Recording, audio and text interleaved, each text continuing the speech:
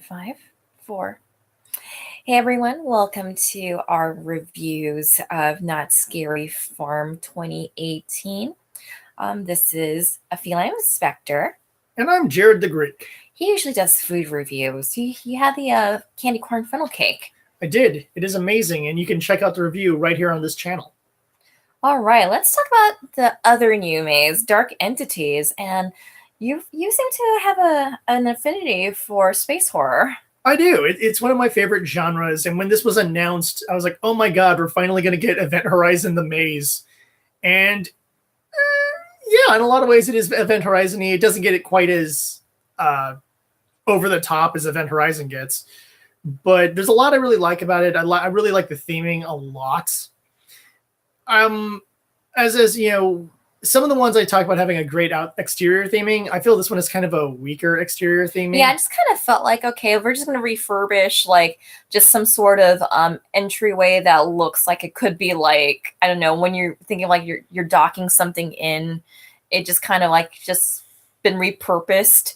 And it's just in the corner. It's like right behind Paranormal Inc. Yeah. The wait time for Dark Entities is actually not too long. So there have been times when we would just walk in and you're already in. Yeah. So, like I said, the exterior part is not quite as exciting as some of the others, and it doesn't really get you in the sci-fi mood.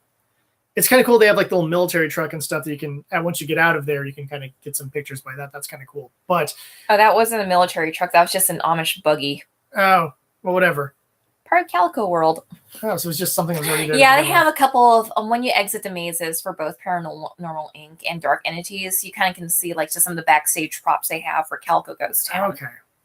Well, whatever. They had a thing back there. That was nice. So it's really nothing in that regard, which I feel like they could up that. I know it's a new maze, but so is the Depths, and the Depths has a really good exterior. So, sorry, dogs are barking. They're doing okay. So that wasn't great. But as soon as you get in, you got like people kind of military-ish doing the whole like go, go, go. Which if you're not expecting that, kind of is in and of itself scary because they're yelling at you. And they're like real, they're actors playing like real people. So they're not like dressed up as like monsters or zombies of the crew. So they're like, okay, go, go, sense of urgency, go, go, go. And you walk in and you see like this, it reminds me of like L3 from the Solo movie, just kind of like just checking people in. You do see that robot again later in the maze, but we'll get to that later. And you have that sense of urgency and just kind of like, oh wow, this is catching me off guard, just to kind of like just move you through and just kind of understand like, yeah, there's something up with the ship, there's something going on here. What do you do? Yeah, it's like as if you're called in to deal with this problem. And then, of course, as you go through the maze, it gets out of hand and you just need to get out of there. Which I kind of like how that goes from the sense of like, yeah, we need your help. And then it goes to like the get out now or you're all going to die. Because once you make that turn after you run into Scientist Lady, like that's when you just see things take a turn for the worse. You just start seeing like entrails of the crew members and you just start seeing like, oh, what the hell is going on here? And as you get deeper in, you see them in like the cold sleep kind of chambers that you would see in a lot, like in Alien, Event Horizon, and a handful of other movies that have those kind of things. It's very well done, by the way. And there's a lot of amazing lighting effects in here. And it's definitely one of those things wherein you don't know which ones are dummies and which ones are actual people, or if they're all actual people. Because I have to do a double take on like just some parts of the maze where like, okay, is that an animatronic or is that a human being? Because I can't tell nowadays. Yeah, I had one time where I'm like, I know that's a person. I know it's a person. They didn't move. And I get past, and then I hear the slam against the glass and freaking out the next group. And I'm like, it is a real person. I knew it. But I really like it because they're sitting there and they have some cute stuff on their face and they look all like they're dying. And then they'll slam on the glass or they'll go rah or something. And I do like that because there's like I said, there's a lot of chambers and you don't know which ones are going to be people jumping at you and which ones are going to be not. And I like that. It adds a sense of tension when you're going through that segment. Yeah, there was a lot of amazing effects in there too. And then as you're kind of going through the maze, you're just kind of seeing what happened to this crew. And then my favorite part of the maze is you see that robot that you see at the beginning. It looks like he's gone haywire and has started feasting on the crew member. Or at least chopping them apart. And I'm like, oh my god, this is pretty awesome. Yeah, like any good space horror, the robot can't be trusted. The robot will turn, and in this case, it does. Spoilers. But I liked that. I like the fact that they used the same exact kind of thing later on.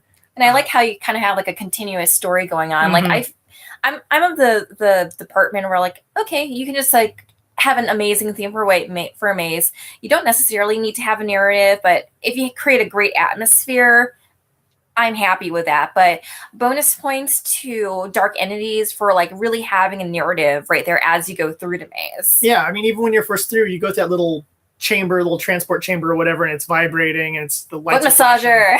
And the foot massager chambers. And then you have like the screens with like crew members, like, oh, like you got to get out of here. Oh, they're coming for me. And stuff like that. You have, some of the scientist actors as the scientists, going like, no, what are you doing here? Everything's gone bad. You have the announcement voice on the speaker. I mean, it feels like you're in, in one of those movies where it's System Shock. You're on the spaceship. Everything's going bad. You got to get out of there. And towards the end, you actually do encounter the aliens, or shall we say we have an alien encounter. 5 people are going to get that reference. I know, right? Anywho, so you kind of see like these aliens who just kind of might remind me of predators in a way. They're very monstrous looking aliens. They're not like the gray type aliens. Yeah, they look. I mean, because obviously what's supposed to be inside the crew members, I think, is some sort of parasites or something that they give off. I assume it's supposed to be in that category. And that they're mutating the crew members into monsters. So the question at the end is actually, are they the aliens or are they fully mutated crew members? And there's no proper answer for that. It's whatever story you've decided in your head, because it works either way. But they did great designs of making a more unique alien design than just, I got tentacles, Garar, oh, I'm an alien. It's just like, it's all like weird thingies on their arms and on their face. And it looks... Yeah, I can see your comparison to the Predator having more a more muscular, more bulkier kind of build, and a more like twisted kind of face to it.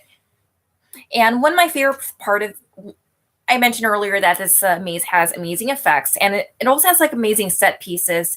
Also in addition to L3 Gone Crazy, you also have the cockpit of the ship, where you have the crew members, dismembered bodies, just kind of just chilling there. Mm-hmm. And I'm like, there's a part, the Disney bounder in me that's like, I just want to stop here and just like do a photo shoot. Because I think this would be a great, like if you're rule breaker bounding like from Alien or Event Horizon or like any various horror type of space horror type survival situations.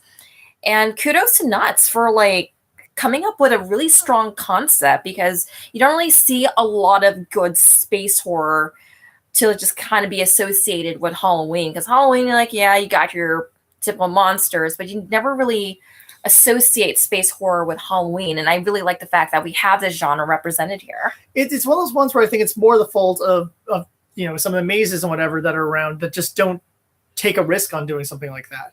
Now, one, we haven't had a good space horror movie in a while, and the one thing I was talking to my brother about this maze, and the one thing I said is the problem with, say, doing an alien maze or a predator maze is then you're limited to, you've got to use those creatures that people know from the movies. Just a slight tangent here. If you remember the old Aliens toy figures released by Kenner, they had the standard, alien, the Queen and like the alien warrior, the bipedal type. But then they had a bunch of other ones. They had like a scorpion, or I think it was like a praying mantis one or a scorpion one or something. They had like a more wolf-looking one. They had all these weird-looking designs that they came up with to be other aliens that the Space Marines could fight. And you couldn't have those in the maze because people want to see the movie monster. But then you're limited to, a couple Predator designs, a couple Alien designs, and like that's it. Versus if you have something original, you can do whatever you want. And that is a lot cooler. And the fact that they decided to take this route is really great. And even at some points, even going to your point of wanting to take bounding pictures, if you have a Mass Effect bound and you're not during a really busy time on that maze, some great photo opportunities. It would be so awesome. So definitely in that category would really work. Yeah, even I definitely highly recommend this maze. Like, it's not too long of a wait, but then again, we usually go on Thursdays when like you can just walk up to Dark Entities and you're already on. No need for a fright lane for it. It's very high-end concept, a lot of amazing effects, a lot of amazing set pieces, and it's a really original idea when you associate it with a Halloween type of event. Mm-hmm. And I hope this one sticks around. I don't know how popular it is, but I do hope it sticks around because there's not a lot of places to get your space horror fix at, the local parks. And I was really, I was really bummed when they had to cancel out Tooth Fairy, but Tooth Fairy had like their stay at Knott's for quite some time. It was around for a long time. Yeah, and this was the maze that replaced Tooth Fairy. And Tooth Fairy was like one of my favorite mazes from last year. It was very high-end concept, and it had a lot of H.R. Geiger type of designs to it. Very detailed, very elaborate, and I'm just not a huge fan of the dentist, so it just really got to me personally. I was thinking that too. I'm like, turning a dentist into a monster is really not a huge stretch. But I was just kind of apprehensive. Okay, can this live up to Tooth Fairy? Look, they're two different mazes, but this one is very high in concept. So give Dark Entities a chance. And we were in the Into the Fog gallery, and someone drew like action figures, like if they were released in the 1970s, of the crew of the Shroud. The Shroud is the name of the ship from Dark Entities. It's not mentioned in the maze. They do mention it in the Scary Farm intro. Mm-hmm. The Scary Farm announcement video. But you can see like the emblem of the Shroud throughout the ship. So if you have a chance to do it a second or third time, definitely check out the details because they put a lot of effort into it. Yeah. And look, I'm going to say it. This is probably going to get everyone to cancel their following of my channel and whatever. I like this more than Ghost Galaxy. I said it. If I have to choose between the two space horror options in the parks that are in Orange County, I'd rather go on this. Plus, the line is not nearly as long, which is always a bonus in my book. Well, if you go there and make a Halloween treat, Ghost Galaxy is like 5 minutes. Then that's worth it. Yeah, if you're at a Halloween treat, totally just rock Ghost Galaxy. It's fun. But to me, putting a little extra flashy effect in a roller coaster type ride versus something that has all these unique effects and all these unique set pieces, I'll take the unique set pieces and effects over just an overlay on a roller coaster type ride in the dark. All right, that's our thoughts on Dark Entities. If you've gotten on Dark Entities, let us know what you think about it in the comments. Again, I'm a feline of Spectre. I'm Jared the Greek. And we will see you in the fog. Yay. Wait, what's the message there?